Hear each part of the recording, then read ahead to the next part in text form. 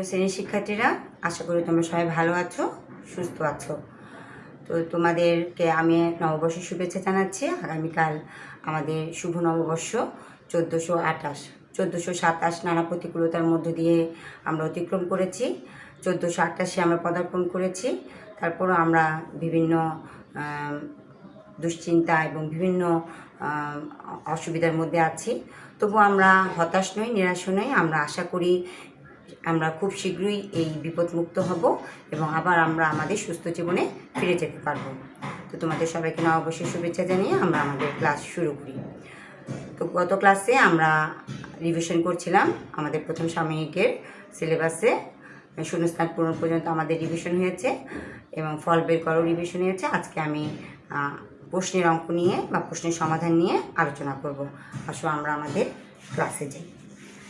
ক্লাসে যাবার আগে গত ক্লাসে আমি খালিঘর পূরণে, তোমরা গত ক্লাসে খালিঘর পূরণের 7 নম্বর অঙ্কটা একটু বের করো। এখানে লেখা আছে খালিঘর বিয়োগ 27 সমান 15। যেহেতু আমার এখানে আমরা জানি বিয়োজন বিয়োগ বিয়োজ্য সমান বিয়োগফল, আমাকে বিয়োজনটা বের করতে হবে। তাহলে বিয়োজন বের করার সূত্র হচ্ছে বিয়োগফল যোগ বিয়োজ্য। তাহলে এখন ছোট সংখ্যা বা বড় সংখ্যা তুমি যেহেতু যোগের অঙ্ক, কাজে উপরে নিচে দিলেও কোনো সমস্যা ছিল না। তারপরও আমরা আমাদের সূত্র অনুযায়ী অঙ্কটা করার চেষ্টা করব। তোমরা এখানে পেন্সিল দিয়ে এটা মুছে দিবে। মুছে দিয়ে আমি তো পেন্সিলে আমি কলম দিয়ে কেটে দিচ্ছি, তোমরা পেন্সিলের রাবার দিয়ে মুছে আবার নতুন করে জায়গাটা তৈরি করবে। কারণ আমরা জানি বিয়োজন বের করার জন্য বিয়োগফল যোগ বিয়োজ্য। তাহলে বিয়োগফল কত আমাদের 15, কাজে 15টা একটু উপরে লিখবে আর বিয়োজ্য হচ্ছে 27টা নিচে লিখবে। ঠিক আছে? যদিও যোগের ক্ষেত্রে বড় ছোট কোনো সমস্যা ছিল না, যেহেতু এটা সূত্রের অঙ্ক। আমরা যখন তৃতীয় চতুর্থ শ্রেণীতে উঠবো তখন এটা আমাদের জন্য একটু সূত্র অনুযায়ী দেখা উচিত হবে। ঠিক আছে? এই আমরা সংশোধন করেছ। আচ্ছা, এরপর আজকে আমরা প্রশ্নের অংশ নিয়ে আলোচনা করব। দেখো, আমাদের প্রশ্নের অঙ্কে আমাদের এরকম প্রশ্নের অঙ্ক আমরা যোগ এবং বিয়োগের অঙ্ক থেকে আমরা প্রশ্নের অঙ্ক করেছি। আমরা প্রথম প্রশ্নটা হচ্ছে রাজুদের পারিবারিক লাইব্রেরি। তোমার কিন্তু সংখ্যা পরিবর্তন করে আসবে, বইয়ের সংখ্যা আমরা নাও দিতে পারি। তুমি যেহেতু অঙ্ক শিখেছো, কাজে যেখান থেকে তুমি করতে পারবে। রাজুদের পারিবারিক লাইব্রেরিতে গল্পের বই আছে 152টি এবং 138টি অন্য বিষয়ে বই আছে। লাইব্রেরিতে মোট কতগুলো বই আছে? তাহলে এটা আমরা মোট কথাটা আছে, মোট কতগুলো বই আছে। তাহলে আমরা এই প্রশ্নটা পড়ে কি বুঝতে পারছি? অবশ্যই এটা আমাদের যোগের সমাধানের অঙ্ক। তাহলে আসো আমরা এখন অঙ্কটা করি। তাহলে আমরা শিখেছি যে আমাদের প্রথমে করতে হবে, আমরা অঙ্কটা আমাদের সাজিয়ে নিতে হবে। তাহলে রাজুদের পারিবারিক লাইব্রেরিতে গল্পের বই আছে 152টি এবং 138টি অন্য বিষয়ের বই আছে। যেহেতু আমরা প্রশ্নটা পড়ে বুঝেছি এটা যোগের সমাধান, কাজে আমাদের গাণিতিক বাক্যে কী লিখবো আমরা? 152 যোগ 138 সমান খালি ঘর।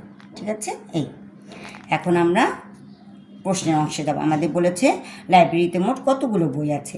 তো লাইব্রেরিতে মোট বই আছে, তাহলে আমরা এখন লিখব 152 যোগ 138 ব্র্যাকেট দিয়ে এখানে টি, অবশ্যই কথাটা টি, এই জিনিসগুলো জানা যায়, টি বা টাকা যাই থাকুক, জন, এগুলো কিন্তু তোমাকে লিখতে হবে। এখন আমরা পাশে রাফে সমাধানটা করে নিই। 138 যোগ করো, তাহলে যোগ করলে কত আসবে?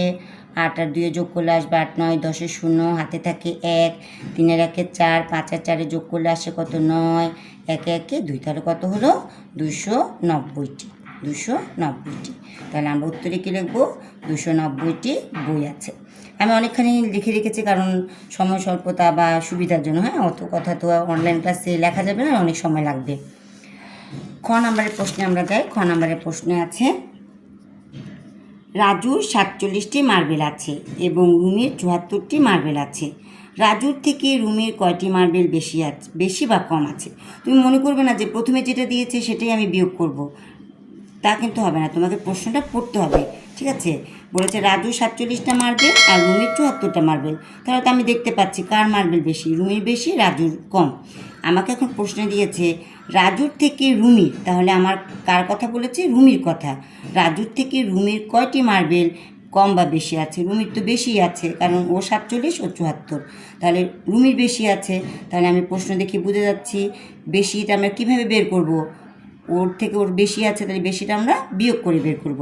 তাহলে আমরা দেখতে পাচ্ছি রুমির বেশি আছে, রুমির কম নেই। রাজুর যদি বলতো তাহলে রাজুর কম ছিল, কিন্তু রুমির বেশি আছে। তাহলে আসলে আমরা সমাধানে যাই। প্রথমে আমরা অঙ্কটা সাজাবো।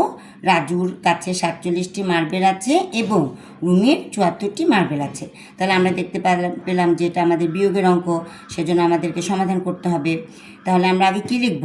আগে আমাদের অবশ্যই বড় সংখ্যাটা লিখতে হবে। তাহলে আমাদের এখানে বড় হচ্ছে 74। তাহলে আমরা গাণিতিক বাক্যে লিখব 74 বিয়োগ 47, ঠিক আছে, সমান সমান খালি ঘর।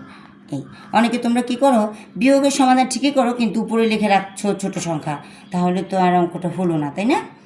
তাহলে আমরা এখন দেখতে পাচ্ছি রাজুর থেকে রুমির বেশি আছে, তাহলে রাজুর থেকে রুমির মার্বেল বেশি আছে। আমরা এখন বিয়োগ করে সমাধানটা করব 47। তাহলে আমরা এখন রাফে সমাধানটা করি। তাহলে বড় সংখ্যা আগে লিখবো, ছোট সংখ্যা পরে, এখানে বিয়োগ চিহ্ন দিয়ে দাও 7।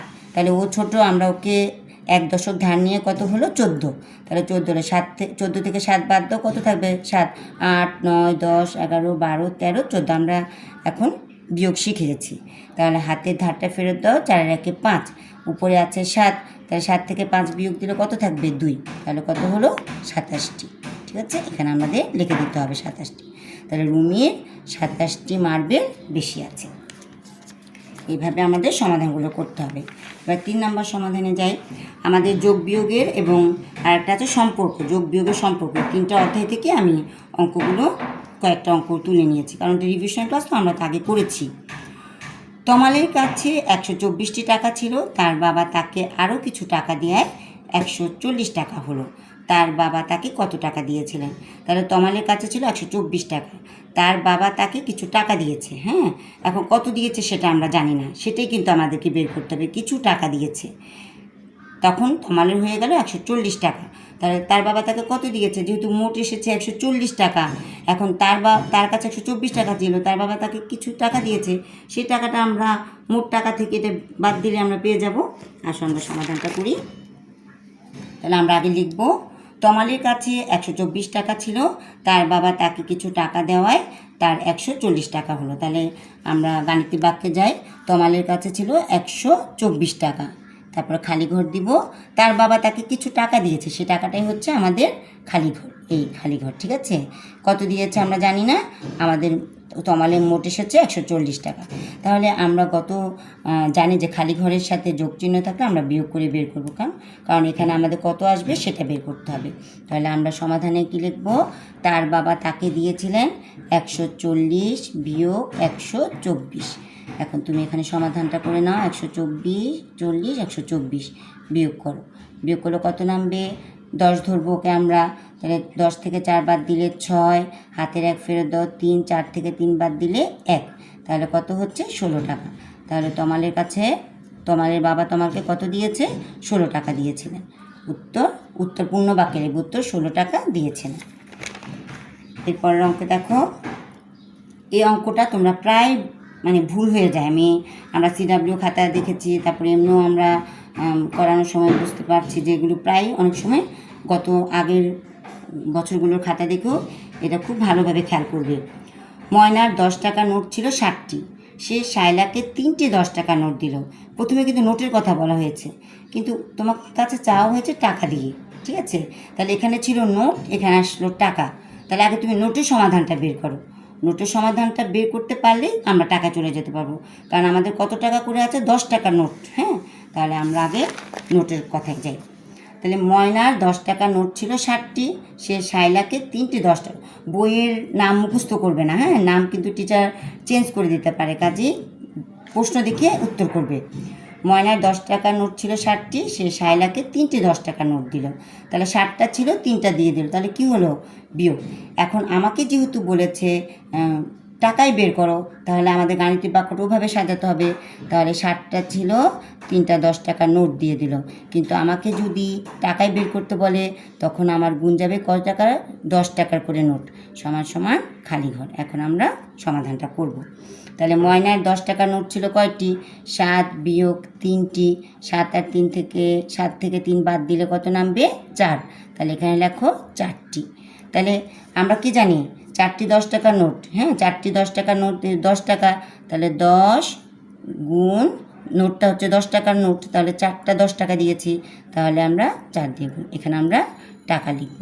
তাহলে আমরা এখন যেহেতু আমরা গুণের নামটা শিখেছি এবং সাধারণ গুণগুলো আমরা প্রথম শ্রেণীতে করে এসেছি, কাজে আমাদের করতে সমস্যা হবে না। 4 10 40 টাকা, তাহলে আমরা এখানে লিখব 40 টাকা থাকলো। ঠিক আছে ছেলেরা, এভাবে আমরা আমাদের প্রশ্নের অঙ্কগুলো করব। তোমরা অবশ্যই প্রশ্নটা খাতায় তুলে নেবে, ঠিক আছে? কারণ এগুলো যেহেতু সংখ্যা চেঞ্জ করে দেওয়া হয়েছে, কাজে প্রশ্ন তুলে তারপরে অঙ্ক করবে। প্রথম ক নাম্বার প্রশ্ন তুলবে, ক নাম্বার উত্তর করবে। একটা অঙ্ক একটা পেজটায় করবে, ঠিক আছে? পেজ থাকলেও তুমি ওখানে আর করবে না, একটা অঙ্ক একটা পেজ করে শেষ করবে। প্রশ্ন না আসলে পরের পেজে যাবে, কিন্তু একটা প্রশ্নের সাথে একটা অঙ্কই থাকবে। তাহলে তোমাদের কিছু বাড়ির কাজ দিচ্ছি। বাড়ির কাজ তো আমি যে অঙ্কগুলো করালাম সেগুলো তোমরা তোমাদের CW খাতায় করবে, হ্যাঁ? আর এগুলো করার পরে বাসায় যখন একটু অবসর থাকবে তখন মায়ের কাছে বসে এই অঙ্কগুলো করবে। আমি কিছু অঙ্ক তৈরি করে দিয়েছি, মা তোমাকে উঠিয়ে দেবেন খাতায়, তুমি এই অঙ্কগুলো করবে, তাহলে তোমার প্র্যাকটিস হয়ে যাবে, ঠিক আছে? 1 2 3 4 প্রশ্নটা উঠিয়ে নাও। এখানে দেখো ছেলেরা, একটু খেয়াল করবে, এখানে কিন্তু আমি তোমার কাছে টাকা চাইনি, আমার কিন্তু নোটেই অঙ্কটা শেষ হয়ে যাবে, তোমার জন্য সহজ করে দিয়েছি, ঠিক আছে? তাহলে তোমরা কাজগুলো শেষ করে তোমার তুলে নাও। 1 2, তাহলে 8 নম্বরটা আমরা CW খাতায় করব। আর এখানে আমাদের যে অঙ্কগুলো দিয়েছি সেই অঙ্কগুলো তোমরা তোমাদের বাসায় করবে। তাহলে আজকের পড়া আমাদের এই পর্যন্তই, তোমরা কাজগুলো শেষ করো। আগামী ক্লাসে আবার তোমাদের সাথে দেখা হবে। তোমাদের আবারও নববর্ষের শুভেচ্ছা জানাচ্ছি। তোমরা সবাই ভালো থাকো, সুস্থ থাকো। তোমাদের সবাইকে ধন্যবাদ।